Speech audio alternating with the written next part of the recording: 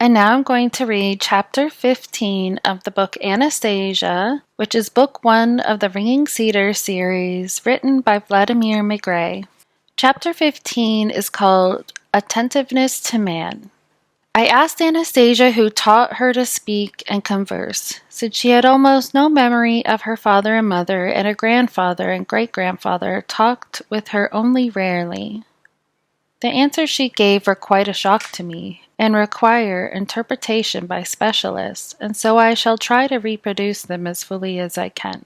Their meaning has gradually begun to sink in. She responded to my first question with a question of her own. Do you mean the ability to speak in different people's languages? How do you mean different? What, you can speak more than one language? Yes, she replied, including German, French, English, Japanese, Chinese? Yes, she repeated, and then added, You can see I speak your language. You mean Russian? Well, that puts it too generally. I speak, or at least try to speak, using words and phrases you yourself use when you talk. At first it was a little challenging for me, since your vocabulary is not very large and you repeat yourself a fair amount, nor do you have much expression of feeling. That is not the kind of language which easily lends itself to accurately saying everything one wishes to say. Wait, Anastasia, I'm looking to ask you something in a foreign language and you give me an answer?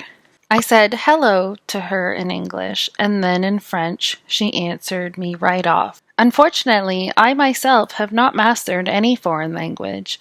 In school I studied German, but with rather poor marks. I did remember one whole sentence in German, which my schoolmates and I learnt by rote.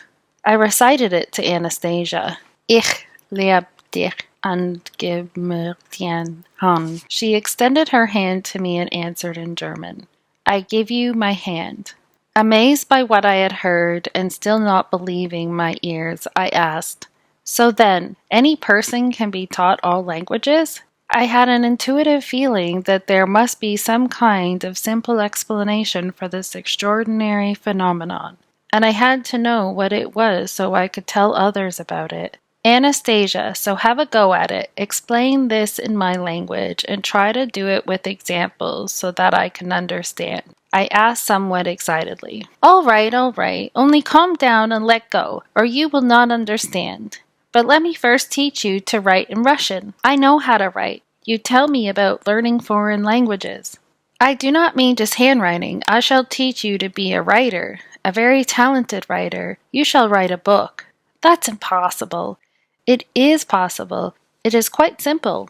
Anastasia took a stick and outlined on the ground the whole Russian alphabet along with the punctuation marks, and asked me how many letters there were. 33, I replied. Side note, 33. This is the correct number of letters in the modern Russian version of the Cyrillic alphabet. It is believed that Cyrillic was adapted from Greek by the monk Saint Cyril in the 9th century to introduce the Gospels of the Slavic-speaking peoples of the Balkan Peninsula. It later spread to all Slavic lands, including Russia, where the Orthodox Church predominated. The number of letters in the alphabet varies from language to language. In other areas under the influence of the Roman Catholic Church, the Latin writing system was adapted to the local Slavic language. You see, that is a very small number of letters. Can you call what I have outlined a book? No, I answered. It's just an ordinary alphabet, that's all. Ordinary letters. Yet all the books in the Russian language are made up of these ordinary letters, Anastasia observed. Do you not agree? Do you not see how simple it all is? Yes, but in books they're arranged differently. Correct. All books consist of a multitude of combinations of these letters. People arrange them on the pages automatically, guided by their feelings. And from this it follows that books originate not from a combination of letters and sounds, but from feelings outlined by people's imagination.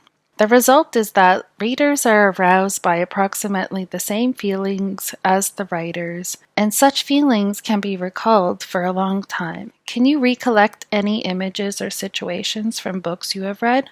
Yes, I can, I replied after a moment's thought. For some reason I recalled Lermontov's Hero of Our Time, and began to tell the story to Anastasia. She interrupted me. You see, you can still depict the characters from this book and tell me what they felt, even though quite a bit of time has gone by since you read it. But if I were to ask you to tell me in what sequence the 33 letters of the Russian alphabet were set forth in that book, what combinations they were arranged in, could you do that? No, that would be impossible. Indeed, it would be very difficult. So feelings have been conveyed from one man to another with the help of all sorts of combinations of these 33 letters.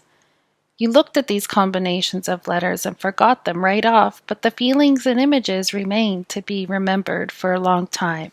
So it turns out that if you link emotional feelings directly to these marks on paper without thinking about any conventions, one's soul will cause these marks to appear in just the right sequence and combination so that any reader may subsequently feel the soul of the writer.